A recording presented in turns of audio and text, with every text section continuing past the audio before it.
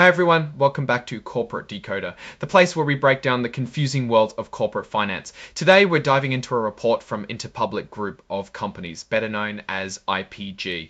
Now IPG is a giant in the advertising and marketing world, dealing with big names and even bigger campaigns. But what's going on behind the scenes with their debt and these recent deals? Let's find out. If you like these deep dives into company filings, make sure you subscribe and join our Discord community. Link down below for even more insights. So what we have here is what's called a Form 8K. Think of it as a special announcement from a public company. It's filed when something really important happens that investors need to know about right away, not just when their regular quarterly report comes out. This report details that on August 22nd, 2025, IPG made a significant move with their debt. They entered into a new agreement, a 13th supplemental indenture with a trustee. Now, what does that mean in plain English? It's basically an update to a long-term agreement about the money they've borrowed, their bonds.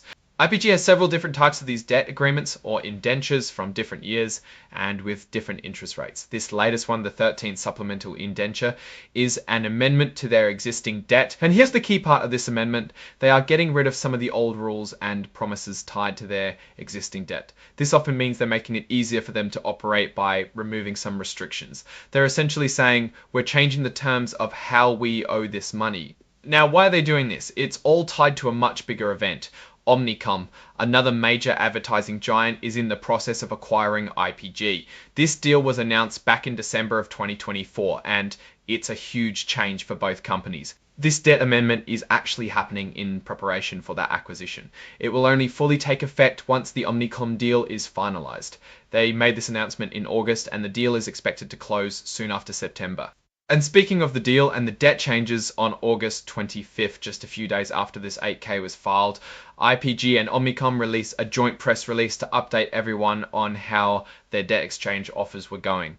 This press release tells us that a lot of the bondholders, the people who lent IPG money, were on board with these changes. For example, almost 90% of the bondholders who were supposed to get their debt paid back in 2028 agreed to the new terms. And it's similar across their other debt. For the notes due in 2030, over 90% of holders said yes to the changes. For the 2031 notes, about 91% agreed. The 2033 notes saw over 92% support. And for the longer term notes due in 2041, almost 99% of holders gave their okay. Even for the very long term debt due in 2048, nearly 98% of the bondholders accepted the proposed changes. What this means is that they got enough yes votes from the people who lent them money to actually make these changes to the debt agreements happen for every single type of note they have. This is crucial because if they didn't get enough support, the deal could have been much more complicated. Once a bondholder gave their consent, they can't change their mind. This locks in the support for the debt amendments. Now, like most corporate filings, this report includes a section on forward-looking statements.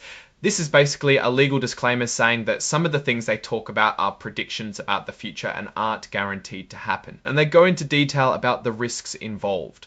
We see a lot of discussion about the Omnicom acquisition itself. One of the biggest risks they mention is that the merger with Omnicom might not actually happen, or it could be delayed. If that deal falls apart, then these debt changes they've just made might also become invalid. They also worry about losing good people from both companies during this transition period. When big companies merge, sometimes key employees look for jobs elsewhere, which can disrupt operations. And though the concern is whether they can actually combine the two companies smoothly and efficiently. Merging two big organizations is incredibly complex and can lead to a lot of headaches if not done right. Beyond the merger, they're also exposed to broader economic risks, things like global instability, health crises, inflation, and problems in the financial markets are all mentioned as potential issues that could impact their business. Since IPG operates globally, they have to deal with the ups and downs of different currencies. If the value of one currency changes significantly against another, it can affect their profits when they convert them back to US dollars. They also flag risks related to their technology. If their computer systems go down or if they get hit by a cyber attack, it could seriously disrupt their business. And in a nod to modern business, they mention the challenges and opportunities that come with using artificial intelligence, AI. It's a big buzzword and companies are trying to figure out how to best use it without running into problems.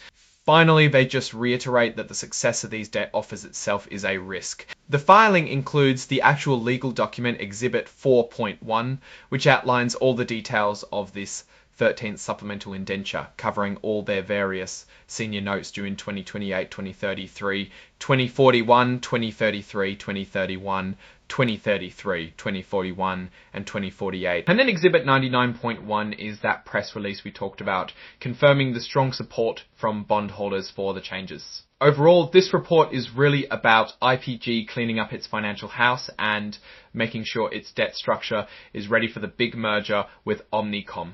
The fact that they got such strong backing from their bondholders is a good sign. It means the lenders are confident that the combined Omnicom IPG entity will be able to handle its debt obligations. The real story here is about consolidation in the advertising industry. With Omnicom buying IPG, it's a massive shift. Companies like these are trying to get bigger and more efficient to compete in a rapidly changing digital landscape. Removing restrictive debt covenants is a common move before a merger, as it gives the new combined company more flexibility. However, the big risk, as they themselves point out, is the merger itself. If regulatory hurdles pop up, or if the market conditions change drastically, that deal could be delayed or even fall through. And if that happens, these debt amendments might not matter much anymore.